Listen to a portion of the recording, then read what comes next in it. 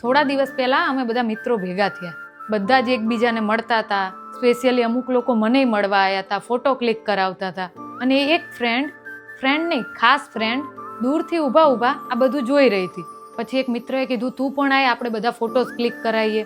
તો એનો બિહેવિયર અને શબ્દો શું હતા ને એ ધ્યાનથી સાંભળજો. એ તો હવે મોટી સેલિબ્રિટી થઈ ગઈ, એને આપણી જોડ ના ફાવે.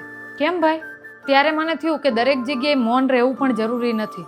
એટલે મેં જવાબ આપ્યો. મેં કીધું, હા, ટાઈમના અભાવના લીધે હવે એટલું મળી નથી શકાતું, એટલા ફોન કોલ નથી થતા, એ વાત સાચી. પણ તમારો અડધી રાતે પણ મને ફોન આવ્યો હોય અને મારું કામ હોય અને મેં ના પાડી હોય કે કોઈ બહાનું કાઢ્યું હોય તો તમે આવું કહી શકો.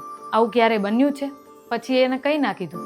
એના ચહેરા ઉપર ઈર્ષા, કટાક્ષ આ બધું જ સ્પષ્ટ દેખાતું હતું. પણ કઈ વાતનું? અન્ય વ્યક્તિને તમે સફળ નથી જોઈ શકતા તો ભવિષ્યમાં તમારા સફળ થવાના કોઈ જ ચાન્સ નથી. અને કોઈ વ્યક્તિ સફળ થઈને અહીં સુધી પહોંચી છે તો એની પાછળ એની રાત દિવસની મહેનત છે.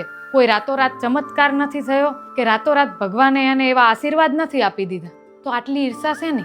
અને ઘણીવાર એવું થતું હોય છે કે જેને આપણે બહુ જ નજીકના વ્યક્તિ અથવા તો ખાસ ફ્રેન્ડ માનતા હોય ને એ વ્યક્તિ જ તમારી ખુશી ના જોઈ શકે.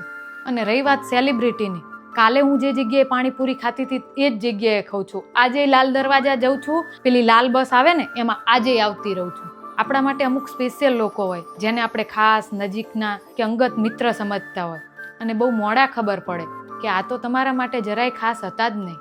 જે વ્યક્તિ તમારી સફળતા કે ખુશી ના જોઈ શકે એ મિત્ર હોવાનો દાવો કઈ રીતે કરી શકે?